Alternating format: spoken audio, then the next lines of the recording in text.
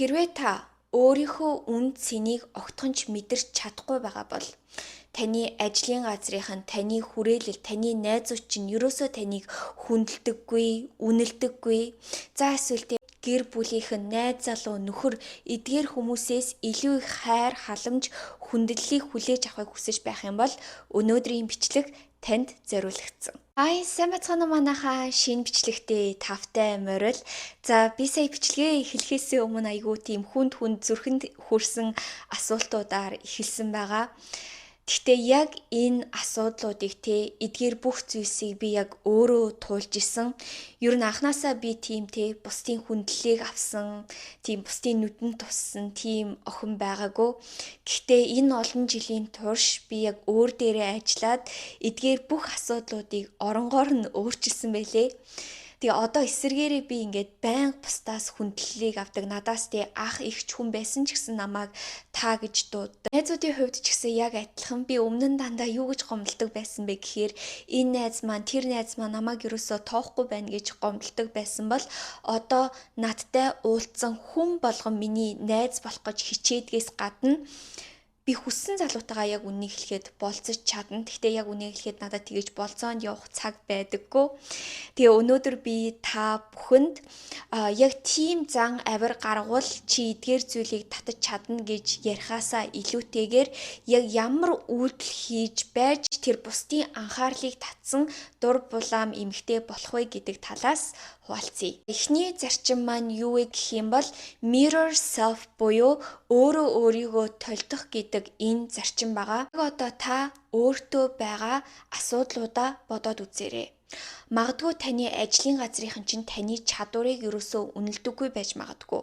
Таны найзууд чинь таныг ерөөсөө хүндэлдэггүй байж магадгүй. Ихэнх үед бид нар яадаг вэ гэхээр шууд бусдыг буруу шаадаг.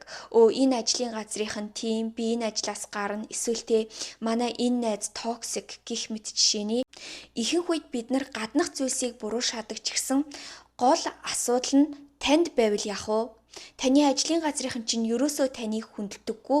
Яагаад гэвэл та ерөөсөө олигтой ажиллаа хийдгүү ч юм уу, танд тэр маш их чадвар байхгүй бол мэдээж тэр хүмүүс таныг хүндлэхгүй. Найзуудын хүрээллийн хувьд ч гэсэн яг адилхан. Яагаад эдгээр хүмүүс таныг үл тоогоод үл тоомсорлож байна вэ гэх юм бол магадгүй та өөрийн гэсэн амьдралгүй, өөрийн гэсэн хүсэл зорилгогүй, өөрийнхөө хил хязгаарыг ерөөсөө тавьж чаддгүй ч юм уу ийм байх үед мэдээж эдгээр хүмүүс таныг үл тоомсорлно. Тийм учраас миний хэлэх гээд байгаа гол санаа маань юу вэ гэх юм бол өнөөдөр та 100% яг тэр хариуцлага хүлээгээд өөрлөгөө өнгийж харах хэрэгтэй. Нэрээ би ийм зан авир гаргаад байгаа юм чинь ингэж хүмүүс надад хандах нь аргагүй юм биш үү? Тэгвэл би өөр дээрээ ажиллах хэрэгтэй юм байна. Би өөрийгөө өөрчлөх хэрэгтэй юм байна. Тэгжээж би энэ бусдын хүндлэлийг авах юм байна гэж бодох хэрэгтэй. Тэгээ Oprah Winfrey-гийн нэг айгүй тийм алдартай quote байдаг шүү дээ. Чи ямар нэгэн зүйлд бүр ингээд маш сайн болчих, маш сайн хийгээд сурчих. Тэгээд тэр үед хинч чамд үгүй гэж хэлж чадахгүй. Өнөөдөр таны чадвар юу байна Өөрийг чинь өсгөж, дэвжүүлж болох юу байна? Тэр бүгд дээрээ ажил. Тэр үед өөрийн ирэхгүй заяа. Бүх хүмүүс тань руу татагдана, бүх хүмүүс таныг үнэлж эхэлнэ. Магадгүй та албан тушаал ахихгаа тэр газар ингээ хүлээгээл байсан байж магадгүй. Та зүгээр л маш сайн ажиллаад үз. Бүгдийг маш сайн хийчих. Энэ үед угаасаа та тэр албан тушаалыг аавна. Хэрвээ та авч чадахгүй бол угаасаа танд тэр чадвар байгаа юм чинь та тэр чадвараараа хаач ажилласан чадна, өөрийнхөө зүйлийг хийгээд явсан ч болно. Ямар нэгэн зүйлийг маш сайн хийж чаддаг. Өөрийн гэсэн хүсэл, эрмэлзэл, зоригтой байх үед бүх хүмүүс таны найзууд болох гэж хичээнэ. Өмнө нь хинч надтай найзууд болохыг хүсдэггүй байсан. Яагаад гэвэл надад өөрийн гэсэн юу ч байгаагүй. Одоо би маш олон эмэгтэй хүмүүстэй ажилдаг. Миний трейн хийсэн, хоол зүй мэдээлэл өгсөн эмэгтэй хүн болгон надтай найз болох гэж хичээдэг. Таны өөрийн чинь найзууд хүртэл таныг үнэлж эхэлнэ. Яагаад гэвэл та бодоод үзтээ хин тийм үн цэнтэй гоё найзыгаа алдахыг хүсэх юм. Хинч алдахыг хүсэхгүй. Тийм учраас таны байгаа хүрээлэл, таны одоо бүх байгаа зүйл чинь яг танаас гарч байгаа аура таны хэмжээнд л байгаа гэсэн үг. Та энэ хэмжээ бүх зүйлээ өсөхийг хүсэж байх юм бол өөр дээрээ ажиллах хэрэгтэй.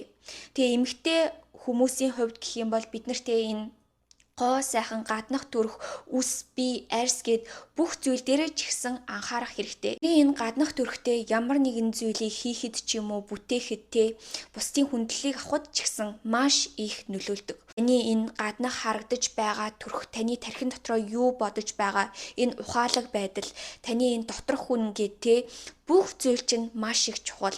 Бити өөрийгөө те зөвхөн л би ухаантай байх ёстой, зөвхөн л сайхан сэтгэлтэй байх ёстой гэж хизээж бити өөрийгөө хязгаарл. Та сайхан сэтгэлтэйч байж болно, та ухаалагч байж болно, та гоё эмэгтэйч байж болно. Та нар угаасаа бодоод үзтээ хэрвээ би өөртөө анхаардгүй те өглөө босонгуудаа сэгсийсэн бичлэг хийх юм бол энэ бичлэгийг хэдэн хүн үзэх бол эсвэл те би ингээд өөрийгөө арай ингээд гоёор тавиад ч юм уу ингээд тавихад хэдэн хүн үзэх бол үзэлт нь бараг те 3-4 дахин их бай. За хоёр дахь зарчим нь юу вэ гэх юм бол та ховор байх хэрэгтэй. Зүгээр л энэ хорвоо ертөнцийн хууль хүмүүс угаасаа зүгээр л ховор зүйлийг маш их эрхэмлдэг, хүндэлдэг, нандиндаг. Жишээлбэл та нар алмазыг бодоод үзтээ. Алмаз нь те маш их үнэлэгддэг те хүн болгон зүгээр алмаз нь бүүч гээл хүчгээд идэг штэ. Яагаад гэвэл алмаз нь зүгээр л маш ховор учраас хүмүүс зүгээр л ховор зүйл рүү тэмүүлдэг. Яагаад бусад хүмүүс таныг хүндлэхгүй байна вэ гэх юм бол та ерөөсөө ховор биш, та байнга байж л байдаг. Хүн болгонд те уулзыг гэх үед нь та очдог, уулздаг, эсвэл те юм асуух болгонд нь заа гэж хэлдэг. Угаасаа та нар бодоод үзтээ өөртөө анхаардаг, өөрийн гэсэн хүсэл зоригтой завгүй хүн болгонд заа гэж хэлж чадахгүй. Та яагаад байнга заа гэж хэлээд байнга тий ховор байж чаддгүй гэх юм бол та өөрийн гэсэн амьдралгүй байна гэсэн үг. Тийм учраас та ховор байх үед хүн болгон таныг зүгээр л цаанаасаа хүндэлж эхэлдэг. Хэрвээ та хаанаас эхлэхээ мэдгүй байх юм бол зүгээр л өөртөө анхаарад өөртөө хөрөнгө оруулж эхлээрээ эрүүл хооллоо ч юм уу те тасгал хөдөлгөөн хийж эхэл. Миний хувьд гэх юм бол миний wellness journey буюу яг би өөртөө анхаарч эхэлснээс хойш ер нь эдгээр зүйлс бүгдээрээ өөрчлөгдсөн. Тэгээд хэрвээ та хүсэж байх юм бол миний сургалтанд сууж болно. Хоол зүйн сургалт. Тэгээд дээрэс нь би дасгал хөдөлгөөн сэтгэлгээгээд оруулдаг. Угаасаа хүн одоо өөртөө цаг зав гаргаад ирэхээр айгүй их өөрчлөгдөж эхэлдэг. Жишээлбэл та бусдад байн гаргадаг цагаараа ядаж өдөрт 30 минут дасгал хийж ээж болно.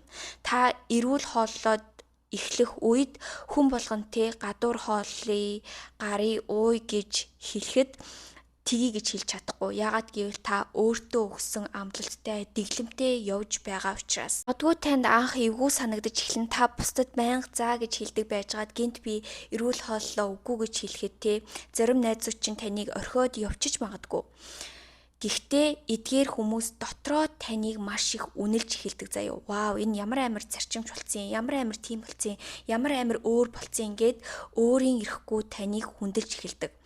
Тэгээд хэсэг хугацааны дараа та мэдээж өөртөө анхаарад эхлэх үед та тэрийг би оюун санаа гэд бүх зүйлээ дотроос нь детокс хийж байгаагаас гадна та найзуудаа хүртэл детокс хийж байгаа. Яг таныг дэмждэг танд хайртай хүмүүс л тантай хамт үлдэнэ. Тэгээ таныг үнэхээр дэмжиж чаддгүй тийм найзууд л таны амьдралаас явна гэсэн үг. Тийм учраас хэрвээ та өөрийгөө ч гэсэн детокс хийгээд хүрээллээ бүх зүйлээ детокс хийгээд өөрийгөө өөрчлөе гэж бодож байх юм бол бас миний сургалтанд сууж болно. Тэгээ сургалт маань болохоор 21 хоногийн сургалт байгаа. Ягаад гэвэл 21 хоног нь ямар нэгэн хүнд одоо тийм зөв зуршлыг бий болгоход би хангалттай хугацаа гэж бодож байгаа учраас 21 хоног надтай хамт одоо зөв амьдралын хэв маягийг өөртөө хөвшүүлээд бас өөртөө тийм гоё зарчимч байдлыг суулгаж болно. Ер нь бол өөрийнхөө амьдралын зуршлыг өөрчлөнө гэдэг маш их чухал.